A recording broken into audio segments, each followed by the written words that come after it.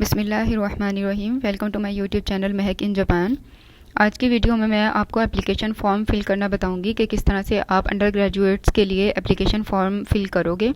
और इसमें जो क्वेश्चंस हैं वो मैं आपको कल डिटेल में बताऊंगी। बाकी पूरा एप्लीकेशन फ़ॉर्म किस तरह से फ़िल करेंगे वो आज आपको बता दूंगी। साथ ही अगर आप फेसबुक का ग्रुप ज्वाइन करना चाहते हो, उसका लिंक डिस्क्रिप्शन में होता है। आप फेसबुक का ग्रुप भी ज्वाइन कर सकते हो। आप वहाँ पर अपनी कोई भी पोस्ट हो या कोई भी क्वेश्चन पोस्ट कर सकते हो, मैं उसका जवाब दे दूँगी। उसके अलावा अगर वीडियो अच्छी लगती है तो लाइक कर दिया करें, और कल से मैं आपको दोबारा बाकी सारे डॉक्यूमेंट्स का भी बताना शुरू कर दूंगी। और अभी ये फर्स्ट डॉक्यूमेंट है एप्लीकेशन फॉर्म, आप इसको फिर देख लें किस तरह से फिल करना है और अपने डॉक्यूमेंट्स जो है वो कंप्लीट कर लें, क्योंकि अभी आपके पास इनफ टाइम है, 1 मंथ से ज़्यादा टाइम है। तो आप अपने डॉक्यूमेंट्स कंप्लीट करके लास्ट डेट से पहले भेज दें ताकि आपका कंसीडर हो जाए। 31 जो है वो अंडर ग्रेजुएट्स के लिए लास्ट डेट है। सबसे पहले अगर एप्लीकेशन फ़ॉर्म की बात करें तो एप्लीकेशन फ़ॉर्म आपने एम्बेसी की वेबसाइट से डाउनलोड करना है। और अच्छा, आपको कुछ क्वेश्चन स्टूडेंट्स पूछ रहे थे कि क्या हमने इसको सिर्फ जो है वो ऐसे ही फ़िल करना है या हम बाय हैंड भी फ़िल कर सकते हैं। तो आप दोनों तरह से फ़िल कर सकते हो। आप इसको फिल करने के बाद पीडीएफ इसका प्रिंट भी निकाल सकते हो, वो भी एक्सेप्टेबल है। या अगर आप प्रिंट निकलने के बाद अपने हैंड से राइट करना चाहो तो वो भी एक्सेप्टेबल होता है, दोनों तरह से एक्सेप्टेबल होगा। और यहाँ पर पिक्चर लगानी है आपने। अगर आपसे पेस्ट नहीं हो रही पिक्चर तो आप क्या करोगे, आप इसको फिल करने के बाद इसका प्रिंट निकलवा लोगे। प्रिंट निकाल कर आप पिक्चर इस पर पेस्ट कर दोगे। अब पिक्चर जो है वो आपकी 4.5 सेंटीमीटर टू 3.5 सेंटीमीटर होनी चाहिए। और जब आप पिक्चर पेस्ट करोगे आपने ये ध्यान में रखना है कि आप उसके पीछे अपना नाम और अपनी नेशनैलिटी ज़रूर लिखोगे।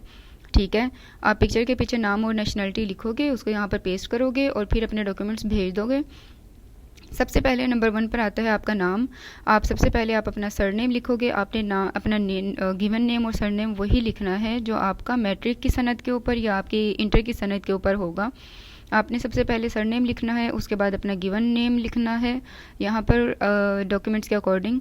उसके बाद जेंडर बता दोगे, मेल है फीमेल है। मैरिटल स्टेटस बता दोगे, अगर सिंगल है मैरिड है ये कर देंगे। उसके बाद नेशनैलिटी पाकिस्तान या जिस भी नेशनैलिटी आपकी है यहाँ पर वो लिख दोगे। और अगर आपके पास जापानीज़ नेशनैलिटी है तो आप यहाँ पर येस कर दोगे, अगर नहीं है तो इसको नो कर दोगे। और उसका फिर टाइम फ्रेम भी बता दोगे कि कब से कब तक आपके पास है। उसके बाद आपकी डेट ऑफ बर्थ आ जाएगी। अच्छा, इसमें आपकी जो डेट ऑफ बर्थ है वो कलेक्ट करके बतानी है। वो अप्रैल 1 2026 तक आपकी जितनी एज बनेगी आपने वो बतानी है। मतलब नेक्स्ट ईयर अप्रैल 1 2026 तक जितने साल के आप बनेंगे, 21, 22, 18, 20, 19 जितनी बनेगी आप यहाँ पर उसके हिसाब से लिखोगे। और इसमें आप तब अप्लाई कर सकते हो अगर आप 2 अप्रैल 2001 के बाद पैदा हुए हो। उसके बाद आप अपना करंट एड्रेस बता दोगे, सिटी बता दोगे, कंट्री बता दोगे। और अगर आप करंटली जापान के अंदर हो तो आपका स्टेटस क्या है, स्टूडेंट हो, जॉब कर रहे हो तो आप वो लिखोगे। उसके बाद your address before departure for Japan. अच्छा, अभी यहाँ पर आपने पहले ऊपर अपना करंट एड्रेस बताया जहाँ पर अभी रह रहे हो। और दूसरे नंबर पे आपसे पूछा है कि जब आप जापान आओगे, अगर आपकी स्कॉलरशिप हो जाएगी तो क्या आप इसी एड्रेस से आओगे या आपका एड्रेस चेंज हो जाएगा। अगर आपका एड्रेस चेंज नहीं होगा तो आप सेम एज अबव कर दोगे। अगर आपका एड्रेस चेंज हो जाएगा तो आप न्यू वाला एड्रेस यहाँ पर लिख दोगे, क्लिक कर दोगे, फिर सिटी और कंट्री लिख दोगे। उसके बाद आपको बताया हुआ है उसके बाद आपको बताया हुआ है कि अगर आप अपनी होम कंट्री के अंदर नहीं हो, किसी और मुल्क से हो और वहाँ पर आप जापान आओगे तो आपकी जो टिकट्स हैं वो ये स्कॉलरशिप प्रोवाइड नहीं करेगी। तो स्कॉलरशिप पर आने के लिए आपका अपनी होम कंट्री यानी कि अपने मुल्क के अंदर होना ज़रूरी है, तभी आपको जो है वो टिकट्स देंगे, ये स्कॉलरशिप प्रोवाइड करेगी। Name of Japanese diplomatic office where you will apply for visa issuance. आपने यहाँ पर अपनी डिप्लोमेटिक ऑफिस या अपनी एम्बेसी का बताना है जहाँ से आपको वीज़ा लोगे। अगर आप इस्लामाबाद से ले रहे हो, इस्लामाबाद की एम्बेसी से वो लिखोगे, उसका एड्रेस लिख दोगे। या अगर आप कौंसुलेट में जाओगे कराची वाली में तो वहाँ का एड्रेस यहाँ पर लिख दोगे। हमारे पाकिस्तान में 2 ही हैं तो आप इन दोनों में से कोई एक भी लिख दोगे, उसका बताओगे। और अगर आप देखना चाहते हो कि कौन कौन सी एम्बेसीज़ पाकिस्तान के पूरी दुनिया के अंदर हैं तो यहाँ पर एक लिंक दिया हुआ है ये वाला, आप इसके ऊपर जाओगे तो आपको सारी नज़र आ जाएंगी कि कौन कौन सी एम्बेसीज़ जो हैं वो आपको प्रोवाइड की हुई हैं। ठीक है, और हमारी जो है वो पाकिस्तान की इस्लामाबाद ही है तो आप यहाँ पर इस्लामाबाद एम्बेसी लिखोगे। वीज़ा जो है वो एम्बेसी देती है तो आप इस्लामाबाद वाला ही एड्रेस यहाँ पर लिखोगे। उसके बाद आपका फ़ोन नंबर आ जाएगा, उसके बाद आपका ईमेल एड्रेस आ जाएगा। ठीक है, और उसके बाद नेक्स्ट देखते हैं क्या है। और उसके बाद आपका प्रेजेंट स्टेटस आ जाएगा। आप अभी स्टूडेंट हो तो अगर पढ़ रहे हो या आपका जो रिज़ल्ट है वो आना है तो आप यहाँ पर अपने स्कूल का नाम लिख दोगे। अगर आप जॉब कर रहे हो तो आप ऑर्गेनाइजेशन का नाम लिख दोगे कहाँ पर आप जॉब कर रहे हो, और वहाँ से फिर आप रिकमेंडेशन लेटर भी लोगे जो आप डॉक्यूमेंट्स के साथ वहाँ पर भेजोगे। उसके बाद specialized field of study in high school और यूनिवर्सिटी। यूनिवर्सिटी में, कॉलेज में आपकी फ़ील्ड ऑफ स्टडी क्या था, आप उसके बारे में यहाँ पर लिखोगे, क्या फ़ील्ड थी वो मेंशन करोगे। उसके बाद आ जाती हैं आपकी एजुकेशन डिटेल्स। एजुकेशन डिटेल जैसे मैंने बताया कि अगर आप अंडर ग्रेजुएट के लिए अप्लाई कर रहे हो, आपके पास 12 ईयर एजुकेशन होनी चाहिए या आपके पास इक्विवेलेंट हो 12 ईयर एजुकेशन के। तो आप किस तरह से फिल करोगे, आप सबसे पहले अपना प्राइमरी एजुकेशन सेक्शन फिल करोगे। अब यहाँ पर दो तरह से अपनी फिल कर सकते हो। प्राइमरी एजुकेशन में आप अपनी मतलब प्राइमरी से फर्स्ट क्लास से आप 8th तक लिख सकते हो, और जो दूसरा लोअर सेकेंडरी एजुकेशन है इसमें आप अपना 9th और 10th का लिख सकते हो। आप इस तरह से भी कर सकते हो, या फिर आप इस तरह कर लो कि पहले 5 साल की तालीम जो है, 5 साल 5 ईयर एजुकेशन है वो फर्स्ट में आ जाए, उसके बाद 6 to 10 आपकी सेकंड में आ जाए, उसके बाद 2 साल की आपकी आ जाएगी हाई स्कूल या जूनियर हाई स्कूल में। तो ये 3 ही आप फिल करोगे अगर आप अंडर ग्रेजुएट के लिए अप्लाई कर रहे हो। अगर आप मास्टर्स के लिए अप्लाई कर रहे हो तो आप अंडर ग्रेजुएट की भी यहाँ पर डालोगे। उसका आप प्रोविंस और स्टेट लिख दोगे, कहाँ कौन से सूबे से कौन से प्रोविंस से आपने किया, कब से कब तक की। यहाँ पर आप साल लिखोगे कब से कब तक की, और कितने साल की, यानी कि 5 की थी और 5 की रही थी। मतलब पहले 5 प्राइमरी तक आ जाएगी, फिर 6 से 10 तक आ जाएगी, फिर 2 साल की आ जाएगी, तो आपकी टोटल 12 ईयर एजुकेशन बनेगी। रिमार्क्स में आप क्या लिखोगे कि ग्रेजुएट हो चुके हो। अगर आप अभी FA या FSC का रिज़ल्ट आपका आना है तो आप यहाँ पर एक्सपेक्टेड ग्रेजुएशन लिखोगे, ग्रेजुएट नहीं लिखोगे। और आप होप सर्टिफिकेट बनवा लोगे अपने कॉलेज से तो आप वो जो है वहाँ पर लिखोगे। अब यहाँ पर आपकी जो टोटल ईयर्स ऑफ एजुकेशन है वो 12 होनी चाहिए, तो आप इसमें अप्लाई कर सकते हो। उसके बाद नेक्स्ट वाला देख लेते हैं। नेक्स्ट आपसे कुछ क्वेश्चन पूछे हुए येस और नो के। आपने पहले कभी पास्ट में आपको जब अपनी स्कॉलरशिप मिली है, अगर मिली है तो आप येस करोगे, नहीं मिली जब अपनी स्कॉलरशिप तो नो करोगे, टिक करोगे। और इसके अलावा अगर आपने कहीं और किसी स्कॉलरशिप पर अप्लाई किया हुआ है तो आप इसको टिक करोगे।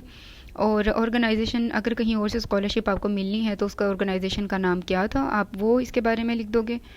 और उसके बाद आ जाएगा इफ़ यू आर रिसीविंग और अप्लाइंग अदर स्कॉलरशिप्स, ये डिटेल्स आ गई उस स्कॉलरशिप की। आप यहाँ पर स्पॉन्सर का नाम लिखोगे कि स्पॉन्सर कौन सा है, किसकी तरफ से आपको स्कॉलरशिप मिली है। अच्छा, अब यहाँ पर डिटेल्स आ जाएंगी कि आगे आपने कौन सी फील्ड ऑफ स्टडी यहाँ पर पढ़ोगे। आगे 14 नंबर पे आ जाएगी आपकी फील्ड ऑफ स्टडी। अब जैसे मैंने आपको वीडियो में बताया था कि आपके पास 2 चॉइसेस होंगी, या आप ह्यूमैनिटीज़ में जा सकते हो या आप नेचुरल साइंसेज में जा सकते हो। आपके पास साइंस और आर्ट्स दोनों के इन्होंने प्रोवाइड किए हुए हैं। तो अगर आप ह्यूमैनिटीज़ में, सोशल साइंसेज में अप्लाई करोगे तो आप फर्स्ट वाले को टिक करोगे, और अगर नेचुरल साइंसेज में या जितने भी सब्जेक्ट्स मैंने वीडियो में बताए थे अगर आप उस पर करोगे तो आप नेचुरल साइंसेज पर टिक कर दोगे। उसके बाद आपने क्या करना है, उसके बाद आपने अपनी चॉइसेस बतानी है। जैसे मैंने वीडियो में बताया था कि आपकी 3 सब्जेक्ट जो है वो 3 चॉइसेस में दे सकते हो। पहले आप दोगे कि मैं इस मेजर में जाना चाहता हूँ, उसका आप नंबर लिख दोगे, कौन सी नंबरिंग थी। उसके बाद आप अपनी सेकंड चॉइस बता दोगे, उसके बाद अपनी थर्ड चॉइस बता दोगे, उसके बाद मेजर का नाम बता दोगे कि ये वाला मेजर था, ये वाला मेजर है जिसमें मैं जाना चाहता हूँ। तो आप अपनी 3 चॉइसेस यहाँ पर दोगे, नेचुरल साइंसेज में से या फिर आप अपनी दे दोगे ह्यूमैनिटीज़ में से, ठीक है। उसके बाद 15 पर आपका आ जाएगा reason for selection of field of study and major. आपने जो फर्स्ट चॉइस है, मतलब जो फर्स्ट मेजर यहाँ पर लिखा है, उसका रीज़न क्या है, आप उसमें क्यों जाना चाहते हो, आप उसमें एडमिशन क्यों लेना चाहते हो। और फिर आप सेकंड चॉइस का भी इसी तरह से बता दोगे कि आप इसमें क्यों जाना चाहते हो, इसमें एडमिशन क्यों लेना चाहते हो। उसके बाद आप थर्ड का भी इसी तरह से बता दोगे। तो यहाँ पर आपने रीज़न देने हैं तीनों के। उसके बाद 16 पर आपसे एक क्वेश्चन पूछा हुआ है, what was the trigger for having an interest in Japan. Japan आने के लिए, जापान में पढ़ने के लिए आपका क्या इंटरेस्ट, आपका क्या ट्रिगर पॉइंट था कि आपको इंटरेस्ट हुआ, ये वाला क्वेश्चन। और जो सेकंड क्वेश्चन है कि kind of things do you think you can contribute to Japan, मतलब अगर आप जापान से पढ़ते हो तो आप अपने मुल्क के लिए और जापान के इन दोनों के बेनिफिट के लिए क्या काम करोगे। तो इन दोनों क्वेश्चन का आंसर मैं आपको कर दूंगी क्योंकि ये मोस्ट इंपॉर्टेंट पार्ट है इस एप्लीकेशन फॉर्म का। इनके की पॉइंट्स मैं आपको कल बताऊंगी कि आप किस तरह से इनको अच्छे से इस क्वेश्चन का आंसर दोगे।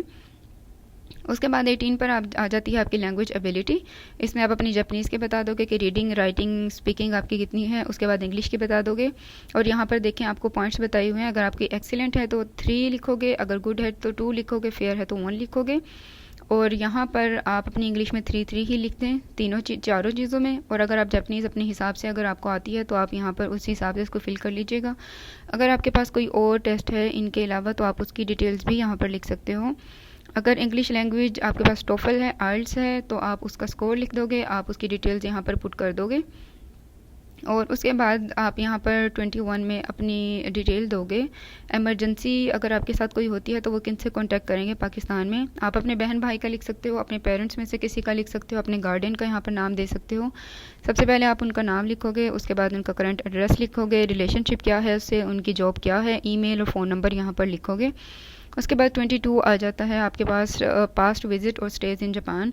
अगर आप पास्ट में जापान विज़िट कर चुके हो 2-3 बार या एक बार, जो आपका मोस्ट रिसेंट होगा, आप उसकी यहाँ पर डिटेल लिखोगे, कब से कब तक आप यहाँ पे थे और उसका रीज़न क्या था, आपने जापान विज़िट क्यों किया था। उसके बाद ये सब फिल करने के बाद यहाँ पर टिक कर दोगे, चेक मार्क कर दोगे। उसके बाद जब आपने एप्लीकेशन सबमिट करवाओगे, डॉक्यूमेंट सबमिट करवाओगे, आप उसकी डिटेल यहाँ पर दे दोगे। और उसके बाद जिस डेट को आप अपने डॉक्यूमेंट सेंड करोगे उस डेट की यहाँ पर आप डेट लिखोगे। और उसके बाद ये अपने डॉक्यूमेंट जो है वो एम्बेसी के अंदर भेज दोगे, जो जापान की एम्बेसी है पाकिस्तान के अंदर। तो ये एप्लीकेशन फॉर्म था, आप इस तरह से इसको फिल करोगे। आपका फिर भी कोई क्वेश्चन हो तो आप क्वेश्चन कर देना, मैं उसका आंसर कर दूंगी। इसमें जो 2 पार्ट थे, 2 क्वेश्चन से, उनका मैं आंसर बाद में आपको दूंगी अच्छे से, ताकि आप कर सको। वीडियो अच्छी लगे तो लाइक कर दीजिएगा। Bye bye.